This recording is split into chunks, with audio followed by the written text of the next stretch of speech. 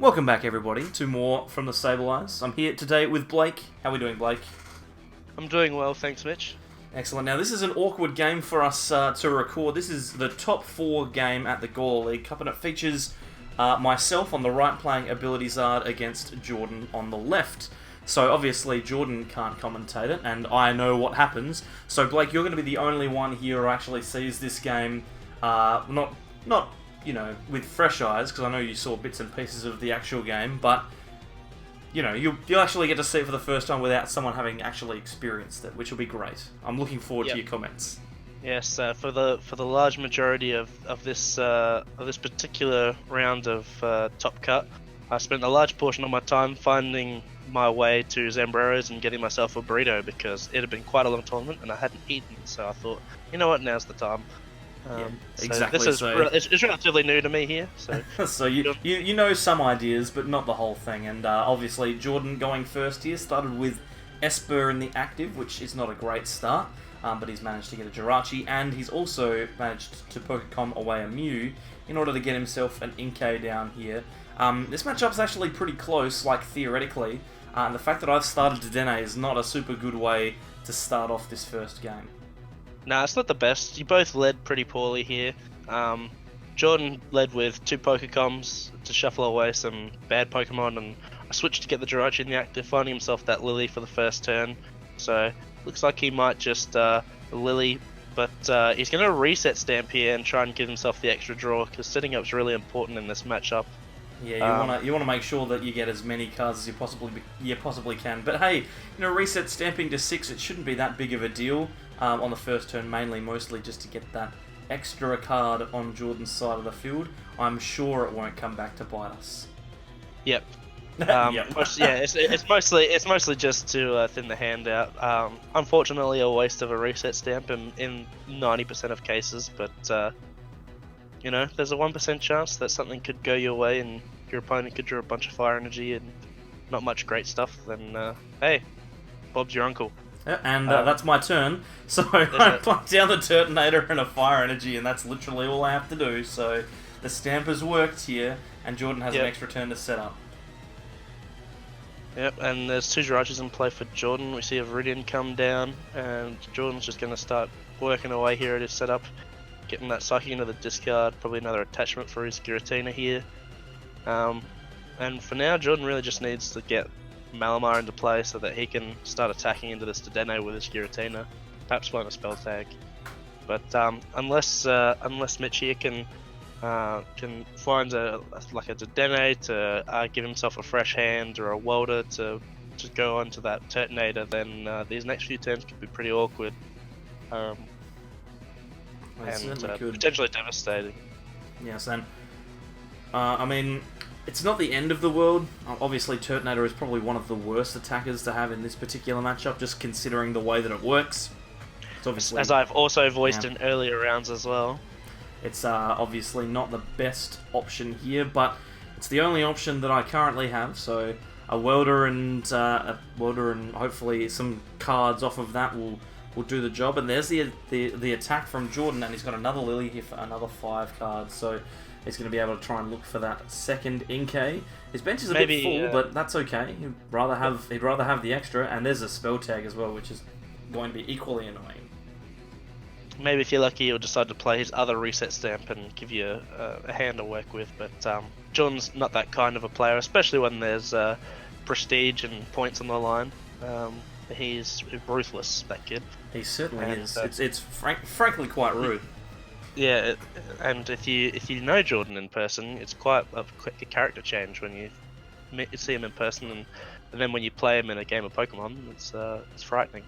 But the Shadow Impact goes off here, 40 goes into the Jirachi. Jordan obviously knows there's not really much that Mitch is going to be doing here in terms of sniping the bench, so he's just trying to make the active knockout as hard as possible for him.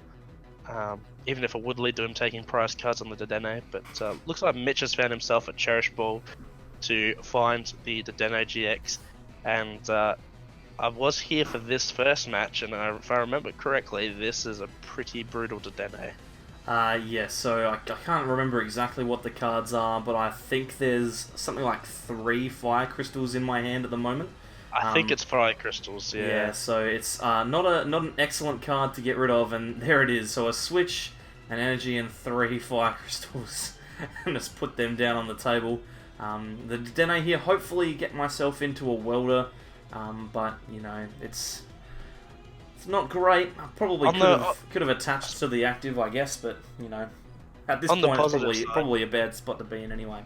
You only hypothetically set back a turn here because of the reset stamp. It's not like it was multiple turns of dead drawing here before you found yourself that Cherish Ball, so it could have potentially been worse, but it might be enough just to you know, make it too hard to come back here.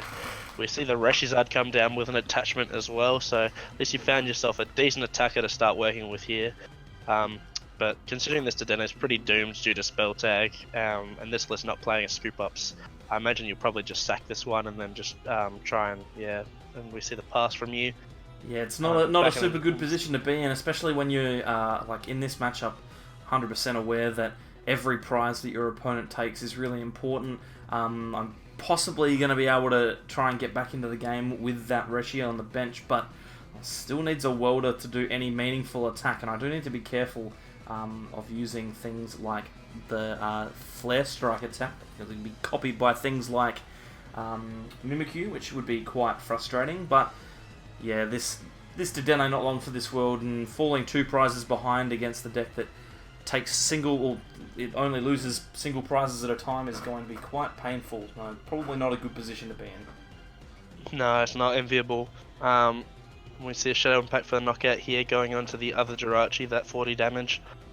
We see you promote the ReshiZard, and yeah, as we spoke about, one of the biggest threats to if you're playing Ability Zard against Giratina is the dreaded Mimikyu with 2 energy and the spell tag copying Flare Strike, because if you retaliate at any point to that thing, then the 4 damage from spell tag is enough to take a knockout on your ReshiZard, which is yeah, it's pretty much the end if you fall into that pitfall. Certainly is. So just discarding some more energy here off of the Viridian, then playing down the Hearth. Obviously, Victini is still an attacker that is useful in this matchup, and even though lots of the Fire Crystals are gone, it is still a viable option.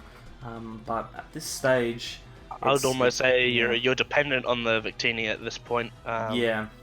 To be able to finish this game out properly, because without 3 of your 4 presumably Fire Crystals, I assume you play 4. Yes. Then you might find yourself running low on fire energies, because this isn't the 18 energy fire build, it plays the 4 Fire Crystals instead, so ditching fires is going to be pretty painful. But I don't know, I don't think we've seen the welder here from Mitch, and it looks like it might be an outrage, and so that's really unfortunate. The 3rd turn in a row without having a supporter after playing 2 Dedennes as well, so this game is now over. And I'd probably only consider playing on just because of the fact that, you know, it's top 4. You want to see if you can get the most out of it. There's 60 or 70 minutes to play, so you know, may as well give it a crack. You don't know what's possible, what potential misfortune your opponent can run into as they work their way through their deck. But yeah, we just see the Shadow Impact. The 40 damage goes into the active. Jordan now knows at this point that if you were to find the welder, or even just a manual attachment, then the active is going to go down, so it doesn't matter if 40's on the active. So seeing that line, he's put the damage from the Shadow Impact on the active. And now we see a Fiery Flint come out from Mitch, dropping 2 switches into the discard pile, which is unfortunate because we already saw one earlier go into the bin off of that first Adenao, which discarded the Fire Crystal. So not a lot of pivoting options here, especially with heavy boys like the Turtonator and the ReshiZard in play. Could lead to you know, some weaker plays in the future, and I wonder what your line of play is going forward. It also makes going into Heatran a little bit awkward as well, outside of manually retreating. Yeah, it's not great. I think the main idea here is, okay, well, I need to get around this Giratina. I'm going to need to use Ninetales, so I'm going to need to get those energies out. I want a welder here. I think I'm weldering just for the 1 to get as many cards out of my deck as possible to try and find that Ninetales, which I do. And then the last Fire Crystal coming down to get some of those energies back Now my hand is absolutely chock-a-block with energy, which would be great if I wasn't already 2 prizes and an attack behind. I feel like even if I had taken a prize, I might still be in with a shot with this game, but at this stage it's going to be very, very tough, because now I need to gust around this Giratina. The Victini is there though, so I am going to start being able to power that one up for another attack, but with Jordan only having 4 prizes to take, all of them are on the board, so it doesn't realistically matter too much. I suppose the benefit here is that, considering how heavily damaged you are, that outrage is enough for you to start taking knockouts as well. So you don't have to pay extra attachments or overcommit to this ReshiZard in order to start coming back into this game. Yeah, exactly. So I can just leave those 3 there. If ever I need to do something else, I can always attach the extra one from hand. But my next attack realistically has to be with Victini, and it also needs to be on something that doesn't have a spell tag, because this ReshiZard is going to get knocked out by any spell tag damage, especially after the next attack from Jordan. The worst bit is it's also going to be in range of a distortion door, so Jordan well aware of that. He's going to be trying to set himself up just in case I choose not to do it. I might just have to leave this Reshi in the active to take another hit and then attack with the Victini afterwards, which could potentially end poorly. Yeah, I feel like the Jordan very wisely puts the spell tag on the Malamar, which is definitely your next target of choice here, which makes your next turn a bit awkward, because now your ideal play, which was to gust up the Malamar and outrage yet again, now results in your ReshiZard getting knocked out, which basically loses you the game. Even if you were to take it with Victini, the ReshiZard's still going to go down with the either distortion door or the spell tag damage. So maybe it's the new Inkay that is the target of choice instead. The big issue for me is going to be the fact that, like you mentioned, there's no switches left in the deck, so I'm going to have to manually retreat this ReshiZard if that is the route of play that I choose to go through. And that would require another welder at some point, but it also leaves the ReshiZard on the bench for Jordan to just distortion door if you can find his other Giratina, which I think at this point is actually already in the discard pile. So potentially, yeah. So it's not strong, but that's okay. Yep. Right now we're going to see the next Shadow Impact. See Jordan discard a spare Jirachi with the giant hearth of Mitches, and then just shuffling up the deck, just to thin out a little bit. You know, shuffling that extra Jirachi in with Cynthia not going to do much good for Jordan. He's already got all he needs. He doesn't need any more Jirachis. Most of his Pokecoms already been played, so having excess Pokemon not great. And we do see the gust on the Inkay without the spell tag, like we mentioned earlier, and an escape board comes down from you, Mitch, so that you can make this retreat a bit more painless. And then we see you look for this Giratina that you're so scared of. I knew it wasn't quite there yet, but it's still a super easy thing for Jordan to do. I mean, at this point, the idea is I'm just going to force him to do it, so he has to find it.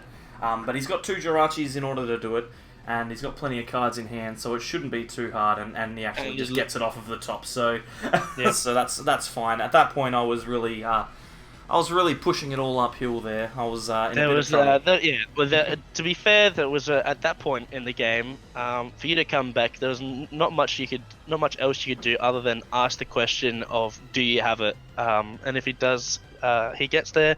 If not, potentially you could come back if you're able to get that ReshiZard back into the active and attack with it, and then you don't lose 4 prizes in a single turn. But at that stage, the SBDO could close out the game rather easily as well. So yeah, I was hoping that there was Jordan having 3 or so prizes left after knocking out the Victini. I needed to have the SBDO and the second Giratina in the prizes in order for me to continue to take that game on, and I would have needed Jordan to miss attacks as well. So it was unlikely, but always worth the try, especially in Top Cut, and hopefully the second game is slightly more enjoyable than the first one, from my point of view.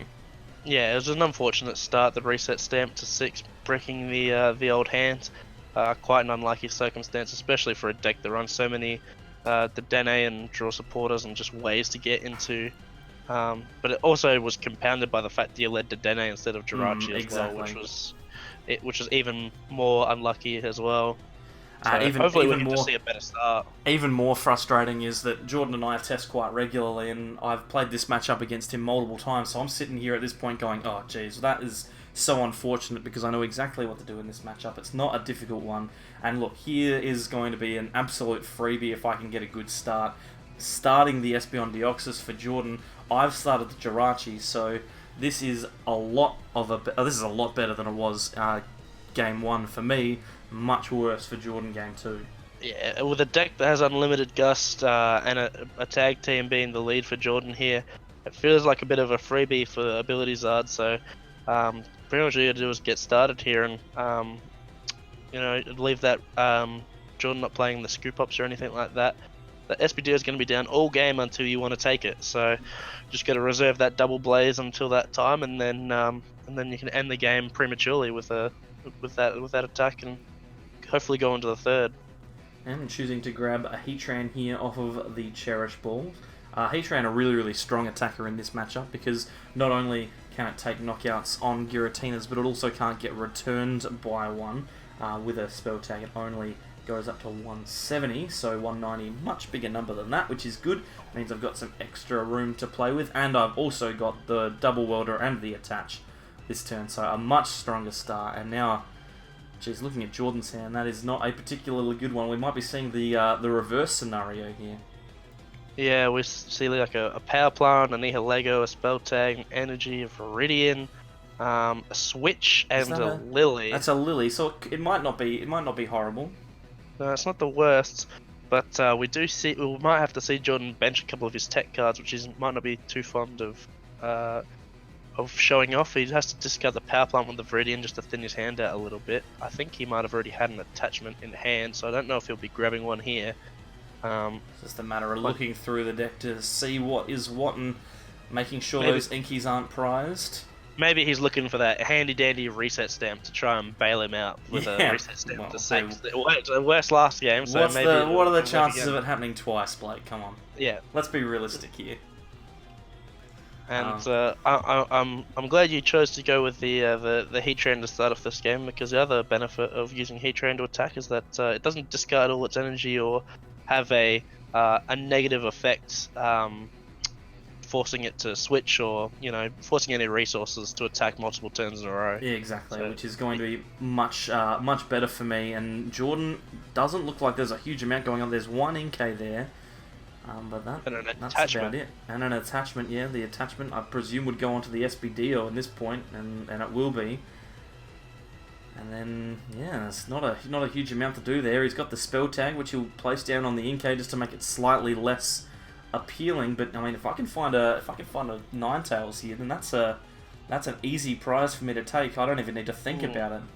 Where's your sleep check, young man? I believe that Jirachi is asleep. Oh, it probably is, but it's one of those things where why would you roll the dice when you're holding the cards? I guess. So it's only okay to make fun of the people who are doing the sleep check when it's not us doing it. It is only okay when it's not me.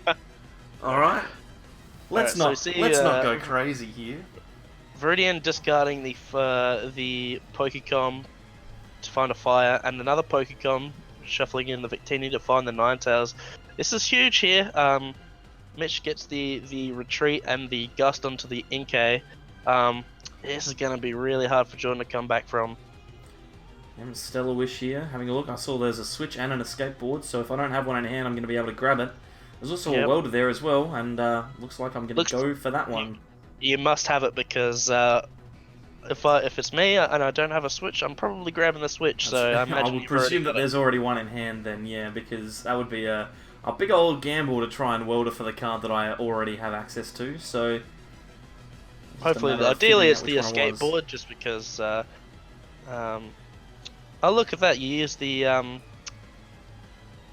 Fire Crystal after the Ninetales ability. That's pretty good. That's a good idea. It is, and there's the switch that I already had in hand, and the knockout onto the Inkay, and this is a very threatening Turtonator at this point, with 5 energy in play and almost no way for Jordan to take a knockout. In fact, there's no way for Jordan to take a knockout, you'd think. That was a peculiar way to say Heatran, but what did I say? Turtonator. Did I? It's alright. But yeah, it's effectively doing the same amount of damage as a Turtonator. I know exactly what's about to happen, which is I'm thinking ahead, and my brain isn't working because I'm afraid of the third game. Let's put it that way. I'm afraid of the things. Spoiler alert! This is to be a third game, everyone. Well, come on. You can probably tell if you're got any brain at all. You can tell that Jordan's going to lose this one because he's in the same position that I was in game one. He's just got absolutely nothing on the board, and I've got a dominant position, so he's going to have to pull out something pretty big here.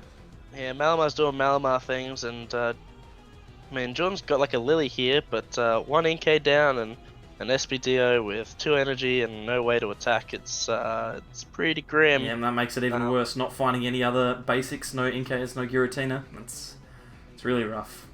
Yep. More useless stuff for next turn.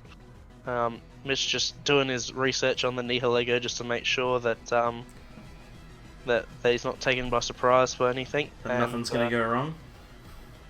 I wonder here, I believe Mitch would probably go for the Gust onto the SPDO here if he was to have access to it, and Hot Burn GX for the knockout, because at this point SPDO could use its GX attack to take a knockout on your Ninetales on the bench, which could prove frustrating and slow down how quickly you finish this game when Jordan's able to maintain his valuable bench sitters. Yeah, I think that's the reason that I was checking the Nihilego from memory, is that is the play. I'm just doing some little thinking, doing some research. I know what all these cards do. I don't know why I check them all the time, but that's okay. Just being thorough. Yeah, it is important at this point. Like, it's like, did the first attack do anything cool that I forgot about? No, it's just the GX attack that's good. All right, cool. All right, no worries. I think the other thing you might be worried about is the potential of Nihilego copying like Hot Burn or something crazy, because you are about to. Wait, am I wrong in saying you're about to go down to 2 prizes if you take the SPDO? If I was to take the SPDO, then yeah, I would go down to so you'd activate. You would activate Nightcap, but Hot Burn GX not particularly great unless you're running a bunch of fire energy. So Nightcap not exactly going to work well on it, and there goes 2 ReshiZards into the bin just to find these fire energies. But I think at this point you're like, whatever, I don't care what it is. Just get it out of here. Give me the fire. That's what I want. All I want is the fire.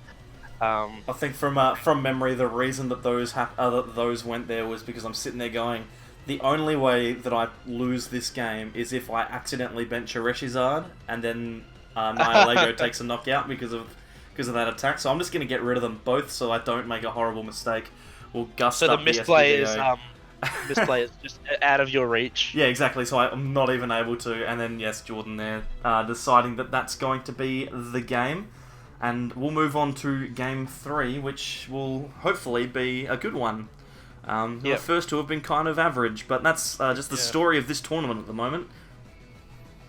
Yeah, no, some real subpar games, unfortunately. But in a tournament littered with Malamar, that's what's going to happen. Exactly. That's the way it is. Malamar dominates the games it sets up, and it loses the games where it does what it's supposed to, which is nothing. Which is not set up, so... Yeah. So we saw Malamar do Malamar things in game 2, and we'll see what it gets up to in game 3.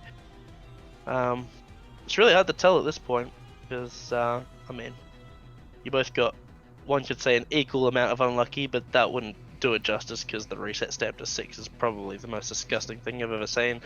To have work in an important tournament setting such as this one. Well, that's okay. It'll be fine. Let's not think about it. Yeah. It's not going to come up again. We'll remove it from our minds. Yeah, exactly. Alright, so into game 3, Jordan will be going first.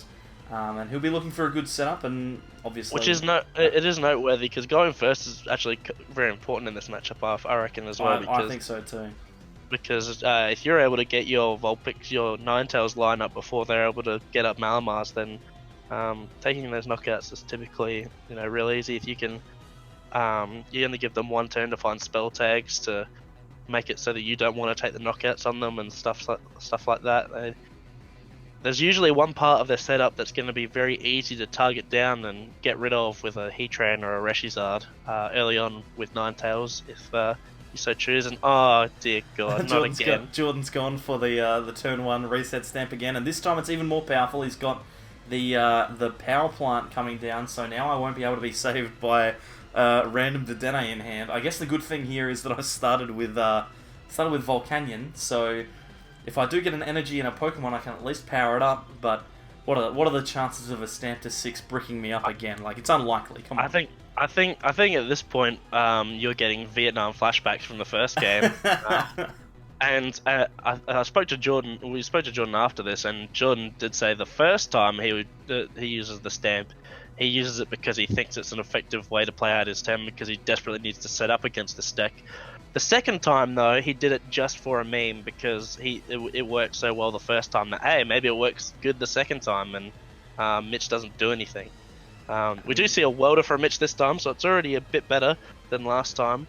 So we're gonna see a flare starter to power up this ReshiZard, so a pretty decent start here, all things considered. You know, it's acceptable, but the brutal reset stamp. The Vulpix would be nice here, and obviously you do want to welder for multiple energy to a different Pokemon rather than to the Volcanion, and we still don't see an attachment from hand, so no other fire energy is coming down off of that welder, which is unfortunate. But you know, we've got a ReshiZard which can attack, which is more than you asked for, than you had going for you last time you got hit by that reset stamp. Yeah, exactly. At least there's an opportunity to attack here, so I think the thing that is kind of holding me back might be that power plant. Maybe there's a Dedenne in hand. You could see me really considering where I was going to put those energy as well, making that choice on that final one. That was an important decision to make. I didn't want to get it wrong. And Jordan, well, there goes the power plant. Jordan decides that his setup is more important.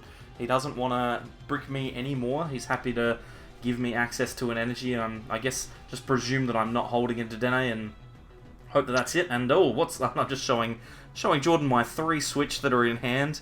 I think at this point we're having a conversation about how sometimes when your opponent stamps you to 6, you just draw 3 of the same card and nothing else. Because from memory, I'm not doing anything here either.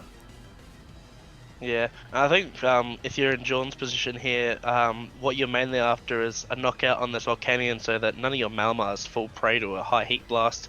So I think he's just desperately trying to get that turn 2 Shadow Impact, and I can't blame him, especially when it's taking a prize straight away as well. Doesn't look like there's going to be that option here. There's no switch in hand as far as I could see. No, I believe I saw a switch. The only thing I didn't see was perhaps the Psychic Energy and the discard to recharge onto this Giratina.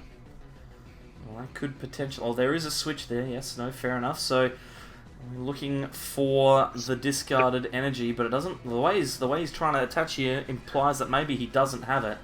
I think the real question here is whether or not Jordan gets greedy and decides whether or not he wants to switch into Jirachi or the Giratina here. I believe if you don't have the energy... No, okay, so... No, he doesn't have the energy, and he does decide to switch into the Giratina, so I think he just wants to offer up something that won't die to a high heat blast off of a top deck fire energy. No, I think that's perfectly reasonable. I've got the switch here, so I'm going to be able to attack here, and it looks like I'm deciding to go... It looks like that was a... Flare Strike, I believe. So watch me get punished here. All Jordan needs to do now is to find himself a Mimikyu, and he'll be able to really put me on the back foot. There's absolutely no reason why I didn't use the GX attack there as well. Probably should have, but I think at this point, and Blake, you can probably attest to this because you were sitting next to me, I was quite upset about the hands that I'd been given, and I wasn't necessarily thinking as well as I could have been. I think the particular phrase I would go for is on tilt. Yes. Yes. Particularly fond of use by the poker playing community.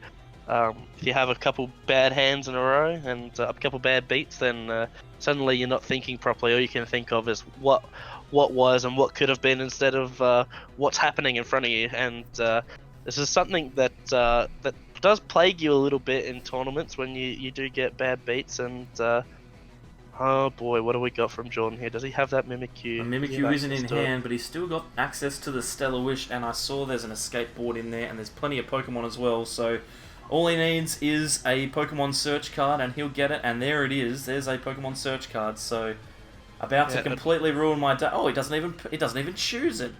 He doesn't choose it? Maybe he's got it in hand and we just didn't see it. Perhaps there's a Pokecon we didn't see, something like that. Maybe. Oh no, hang on. He's just got the Mimikyu, so doesn't need to search for it. He's just got it. So there we go. And this will be the end of this game, as simply as it can be said. Like, I've got no way of switching. The Mimikyu is going to knock me out with the spell tag, and I cannot keep up with this prize trade, especially since I've got absolutely no way of drawing cards. So it's just a matter of time here before everything eventually falls apart. And like I said, that Flare Strike has absolutely bitten me here. The fact that I wasn't thinking properly means that I lose the game, because if I had have used the GX attack, then I probably would have been in a reasonably good spot where I could have just kept using Outrage for a couple of turns to try and get knockouts where I needed them. Well, yeah. If you don't Flare Strike there, then you probably get hit by Shadow Impact instead, which leaves you on 130, and then you Outrage in return, take a knockout there, and then you probably just die to another Outrage, so another Shadow Impact off of the spell tag and Distortion Door, residual damage and stuff like that. We do see the Welder come down, so yeah, it's interesting. I think you still the one thing you were really lacking was an alternate attacker. If we see something like a Heatran in the next couple turns, then perhaps the Flare Strike choice over the Double Blaze was definitely the thing that killed you here in this matchup. But at this point, to me, if this is what your board state looked like and there wasn't another option, then it might not have mattered either way, because I mean, Jordan's got all he needs at this point, and you're still missing the key Vulpix to start gusting up and applying pressure to his bench. So until I see like a few more pieces, I don't see too much evidence that it could have gone the other way just yet. See a Bull Baby Cephalon, which is not the greatest. Okay, so we do see the Heatran. Did you Dedenne away those switches in this game? Or are you still holding like I think you're still holding like the crazy. Yeah, I think I'm holding a ton of them. So at this point, I think I'm just sitting here trying to decide. Okay, well, I'm going to attack into this. If I attack into this Mimikyu, the ReshiZard gets knocked out. Jordan goes a prize up. How am I actually going to get the win here? Because it's possible, it's doable. I could get there, but it's going to be real tough. Yeah, so it looks like I think the choice of not double blazing here did definitely cost you, because if you're not caught in this trap position here where you're gonna lose the ReshiZard no matter what in one turn, then I think you're definitely in a pretty strong position to close out this game. Obviously the Vulpix still the one part I'd like to see that you don't have just yet, but aside from that, you do have a wealth of attackers to choose from. So we've got the Heatran. Looks like you might choose to move up one more just to make sure that Volcanion doesn't have too many energy on it. And then we see another switch just so high Heat Blast doesn't, so that way we don't see an overcommitment of energy onto the Volcanion when it goes down to Giratina. And then, but the spell tag is going to take down the ReshiZard.